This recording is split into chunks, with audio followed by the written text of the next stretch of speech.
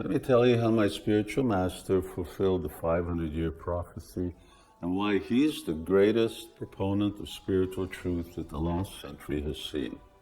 Of course, a disciple will always think that his or her guru is the most outstanding. So don't be surprised when I say my guru owns that distinction. But he really does. Now listen to this. Bhaktivedanta Swami was born in colonial India in 1896.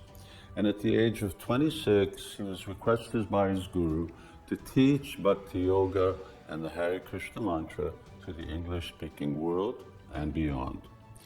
For the next 30 years, Bhaktivedanta Swami attended to work and family, all the while doing his best to teach Bhakti in India to Indians, regularly producing a monthly magazine and writing books, not in Bengali or Hindi, but in English. In this way, he prepared himself for what he called his mission. My mission is to preach. In 1959, Bhaktivedanta Swami accepted the renounced order, sannyas. He became a Swami since the title garnered respect and would make people more inclined to hear his message. But in the meantime, his guru continued to reappear in dreams, requesting him to give spiritual knowledge to a world that was completely devoid of it. In the following 6 years, Bhaktivedanta Swami struggled to travel west. His eyes were set on America because he reasoned that America was the world leader, and if they took to what he called Krishna consciousness, then the whole world would follow. It was a good strategy, but still, he needed to find a sponsor, to get passage to New York, and to acquire clearance to leave India. And although almost penniless, he continued to write, to print, and personally sell his books and periodicals. In addition, he would speak wherever invited. Finally, in the summer of 1965, at the age of 70, the stars converged. He was able to board a ship bound for Boston, USA. His possessions, 40 rupees, which equivalent to $5, a pair of hand cymbals with which to chant Hare Krishna, a change of clothes, a steam cooker, a bag of muesli, and 3 trunks of his translation and commentary of the first canto of Srimad Bhagavatam, the conclusive treatise on bhakti and the essence of timeless spiritual wisdom. He called it India's gift of peace and goodwill to the world.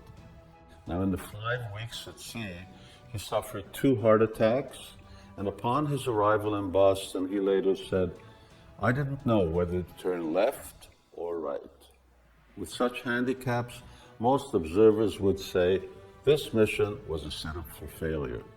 But although he was alone, without resources or friends, Bhaktivedanta Swami was showered with blessings from above. 500 years earlier, the avatar of Krishna and apostle of Bhakti, Sri Chaitanya, predicted that one day Krishna Kirtan and Bhakti Yoga would spread to every town and village of the world. And in the following 12 years until his passing, Bhaktivedanta Swami fulfilled that prophecy. Starting in a small shopfront in New York, he went on to establish a worldwide movement he called the International Society for Krishna Consciousness. And traveling continuously, he circled the globe 13 times, during which he visited 108 cities and opened over 100 temples, farming communities, schools, and restaurants. He gave 2,000 lectures and 1,000 interviews, initiated 5,000 disciples, and recorded over 20 albums of devotional music. Sleeping only 2 hours at night, he wrote more than 80 books, such as the Bhagavatam in 32 volumes, and the Bhagavad Gita, of which 30 million have been sold in over 70 languages, and which was praised by scholars as, quote, one of the best books available on the Gita and devotion, an ideal blend of literal accuracy and religious insight, unquote. In addition, in 1974, he established 2 projects. The first, Food for Life, a program for free global food distribution, which has seen billions fed to date. The other, the Bhaktivedanta Institute, where academically qualified devotees would engage the scientific community and argue the indispensable role of God in understanding and explaining science. Who could accomplish such miracles unless empowered from the realm of the divine?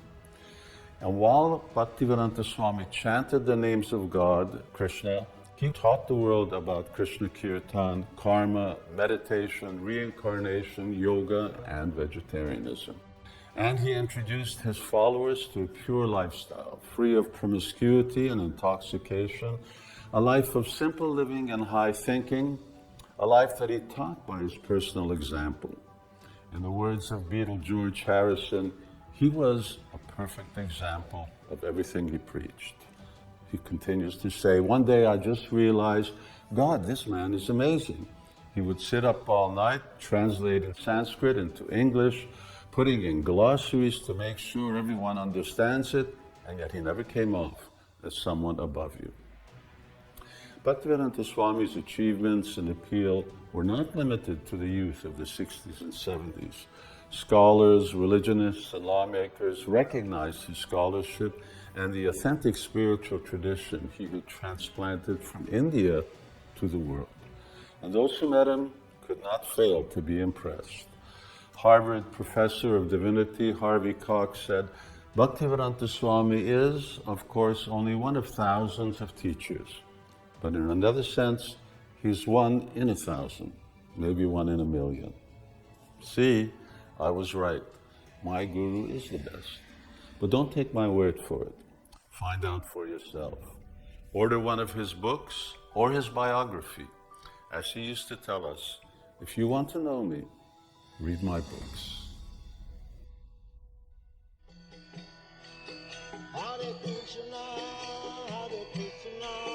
Krishna Krishna, Hare Hare, Hare Rama, Hare Rama.